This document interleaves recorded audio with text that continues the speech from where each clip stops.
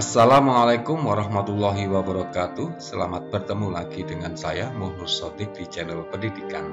Saya lanjutkan pembahasan soal bagian kedua setelah sebelumnya telah dibahas soal nomor 1 sampai dengan nomor 15. Masih dengan tema yang sama, pembahasan soal ujian sekolah mata pelajaran Bahasa Indonesia. Kita mulai dengan soal nomor 16. Perhatikan kalimat berikut. Yang ditanyakan istilah yang tepat untuk melengkapi kalimat tersebut. Menurut Kamus Besar Bahasa Indonesia, kata iritasi berarti dalam hal ini adalah gangguan. Kata amputasi bermakna pemotongan, misalnya anggota badan, terutama kaki dan atau tangan untuk menyelamatkan jiwa seseorang.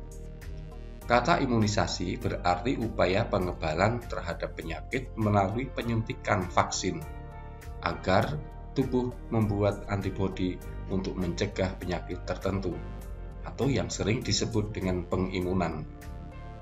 Sementara itu, demabrasi artinya pengobatan dengan pengikisan atau pengelupasan kulit. Berdasarkan konteks kalimat tersebut, istilah yang tepat untuk melengkapi kalimat adalah kata imunisasi, sehingga kalimatnya menjadi meski pihak MUI bersama Kemenkes RI telah sepakat untuk meneruskan program imunisasi MERS dan rubella. Namun, warga di Kota Tangerang tetap menolak untuk memperoleh vaksin. Soal nomor 17, perhatikan kalimat berikut. Yang ditanyakan, padanan kata juara pada kalimat yang tersedia. Berpadanan berarti kata yang sama maknanya pada dua bahasa. Sebenarnya dalam kamus, kata juara berpadanan dengan kata pendekar atau jagoan. Dalam konteks kalimat ini, kata pendekar dan jagoan tidaklah tepat. Sehingga kata yang tepat adalah kata jawara. Soal nomor 18. Bacalah teks berikut. Yang ditanyakan simpulan dari teks. Simpulan teks adalah rumusan akhir dari sebuah teks yang disusun berdasarkan pemahaman pembaca terhadap keseluruhan isi teks. Untuk menemukan simpulan teks, kita harus baca dengan saksama teks secara keseluruhan. Saya bacakan paragrafnya. Angka partisipasi pemilih pada Pilkada serentak 9 Desember mendapat sorotan. Data sementara, partisipasi pemilih rata-rata sekitar 50% sampai 60%. Capaian target yang ditetapkan KPU sebesar 77,5%. Bahkan di wilayah seperti Kota Medan, partisipasi pemilih hanya sekitar 26%.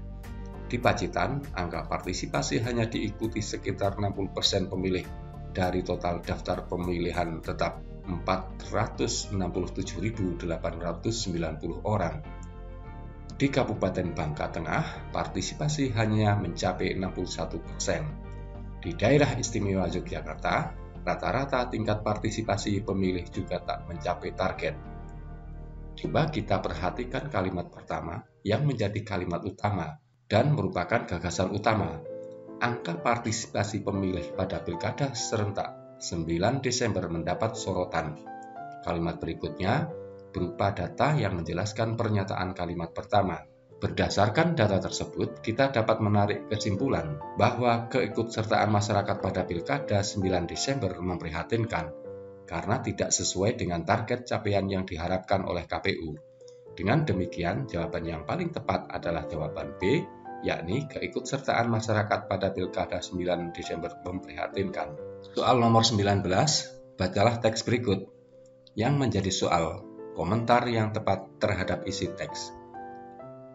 Mengomentari adalah memberikan ulasan atau tanggapan atas teks yang dibacanya.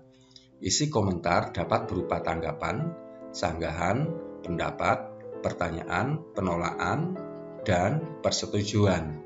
Isi komentar dipandang tepat apabila sesuai dengan isi teks. Mengomentari harus sesuai dengan konteks kalimat, konteks paragraf, atau isi paragraf. Teks sebagai berikut. Cara menguji garam berzodium atau tidak dapat dilakukan dengan menggunakan singkong. Singkong diparut dan diambil sarinya. Sari pati singkong diteteskan pada garam yang akan diuji. Jika setelah ditetesi garam berwarna ungu, garam itu berzodium. kepekatan warna ungu menunjukkan kadar yodiumnya. Jika kita menggunakan jawaban B, menguji kadar yodium dalam garam perlu dilakukan. Caranya mudah dan murah. Tidaklah tepat karena kalimat ini tidak relevan dengan isi teks.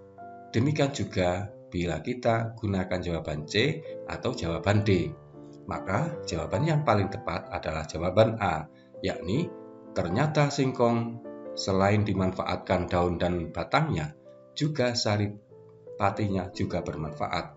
Soal berikutnya, soal nomor 20. Soal nomor 20 ini berkaitan dengan penilaian terhadap karya sastra. Penilaian berarti menentukan kualitas suatu karya seni. Menentukan kualitas artinya menimbang baik dan kurang baiknya suatu karya.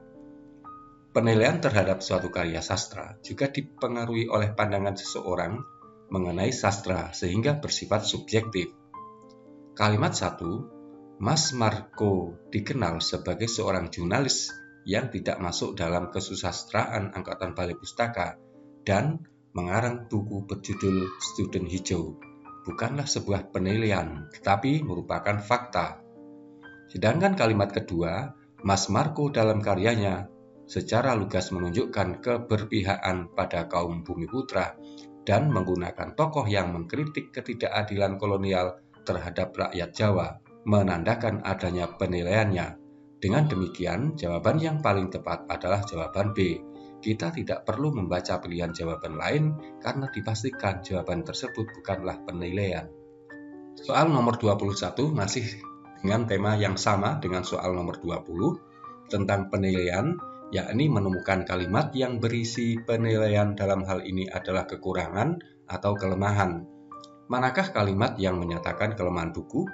Kita perhatikan paragrafnya. Kalimat pertama, buku ini disusun dengan apik dan teliti. Pernyataan ini berisi kelebihan. Kemudian kalimat kedua, pilihan kata-katanya dipilih secara cermat sehingga makna dalam. Kalimat ini pun menyatakan kelebihan buku. Tetapi kalimat ketiga yang berbunyi, sayangnya penulis mengabaikan ilustrasi sebagai penguat pemahaman isi buku, merupakan pernyataan yang menyatakan kelemahan, ditandai dengan kata sayangnya. Soal nomor 22 mengenai struktur teks cerpen. Orientasi adalah awal atau pengenalan dari sebuah cerita atau peristiwa sejarah. Biasanya berisi perkenalan tentang tokoh-tokoh dalam cerita yang akan diceritakan. Awal konflik atau perumitan peristiwa, bagian ini menyampaikan kisah tokoh sebelum mengalami konflik. Kemudian, komplikasi adalah saat terjadinya sebuah masalah yang dihadapi oleh sang tokoh utama dalam cerita. Resolusi adalah cerita di mana sang tokoh utama mendapatkan ide untuk memecahkan masalah yang berada dalam komplikasi. Kutipan teks tersebut diawali dengan kalimat, pagi yang cerah, embusan angin menyapu kulit wajah, menembus pori-pori tubuh, menusuk tulang, membuat tubuh menggigil, merupakan awal atau pengenalan dari sebuah cerita. Dengan demikian, jawaban yang paling tepat adalah pada jawaban D, yakni bagian orientasi. Soal nomor 23 tentang konflik. Yang ditanyakan penyebab konflik dalam kutipan cerpen. Konflik adalah pertentangan atau ketegangan dalam sebuah cerpen. Konflik dapat mengangkat masalah yang terjadi dalam peristiwa yang diceritakan orang lain. Kamu lihat sendiri atau bahkan yang ada pada imajinasimu. Konflik dalam cerpen tidak serumit yang ada pada novel. Novel biasanya punya konflik lebih dari satu. Selanjutnya, penyebab konflik. Penyebab konflik adalah yang menyebabkan ketegangan atau pertentangan dalam cerita. Kemudian, akibat konflik. Akibat konflik adalah akhir atau hasil suatu konflik. Untuk menentukan bagian penyebab konflik teks di atas. Hal ini terbaca pada kalimat pertama. Makanya Gi, lain kali jika berbicara kita harus hati-hati, kata Raminah kepada temannya. Pagi ceria. Kalimat ini menunjukkan makna bahwa Pagi salah berbicara. Konfliknya hubungan Pagi dan Bunga menjadi renggang sampai-sampai Bunga tidak merespon WA dari pagi. Terlihat pada kalimat kini pagi dan Bunga mulai renggang. Bunga tidak pernah merespon WA dari pagi. Berdasarkan penjelasan ini, dapat dipilih jawaban yang paling benar adalah jawaban D, yakni pagi salah berbicara dengan Bunga. Selanjutnya soal nomor 25. Soal nomor 25 ini tentang konflik dalam kutipan cerpen. Penjelasan nomor 24 ini sama dengan soal nomor 23, yakni tentang penyebab konflik. Juga tentang konflik dan akibat konflik. Yang ditanyakan dalam soal ini adalah akibat konflik berdasarkan kutipan cerpen. Sekali lagi, akibat konflik adalah akhir atau hasil suatu konflik. Akibat konflik dalam kutipan cerpen ini dapat dilihat pada bagian akhir dari kutipan yang berbunyi, sejak saat itulah Surman lebih dikenal nama Camang karena dia orang pertama yang berhasil sampai puncak pada lomba pacet pinang. Dengan demikian, jawaban yang paling tepat adalah jawaban A. Jawaban B, badan Surman terkulai di tiang pinang karena sudah nggak kuat lagi memanjat. Sedangkan jawaban C bukan merupakan akhir dari atau hasil suatu konflik. Selanjutnya soal nomor 25. Bacalah teks berikut yang ditanyakan pendapat yang menyatakan mendukung pada teks tersebut. Untuk menentukan manakah pernyataan yang mendukung atau tidak mendukung, harus diperhatikan gagasan utama paragraf tersebut. Gagasan utamanya terdapat pada kalimat pertama. Memaksa anak untuk bisa membaca, menulis, dan menghitung pada usia di bawah 6 tahun belum saatnya dilakukan karena hal tersebut dapat membuat motivasi belajar anak nantinya menurun dan juga membuat anak cepat bosan dalam belajar. Kemudian kita tentukan apakah pernyataan berikutnya mendukung atau mempertentangkan. Coba kita baca kalimat kedua. Memang ada beberapa anak mungkin tidak merasakan demikian, tetapi mayoritas anak akan mengalami kebosanan karena sudah dipaksa untuk belajar membaca dan menulis.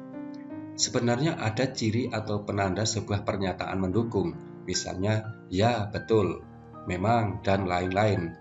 Berdasarkan uraian ini, kita dapat pastikan bahwa pernyataan yang mendukung ada pada jawaban B. Soal berikutnya soal nomor 26 yang sama dengan soal nomor 25, tetapi yang ditanyakan adalah pernyataan menentang. Argumen menentang artinya pendapat yang bertentangan dengan pendapat yang mendukung yang dinyatakan dalam kalimat berikutnya. Kita perhatikan kalimat kedua menggunakan kata tak heran. Kalimat ketiga menggunakan kata apalagi. Maka dapat dipastikan bahwa kalimat yang menggunakan kata-kata ini adalah kalimat yang mendukung.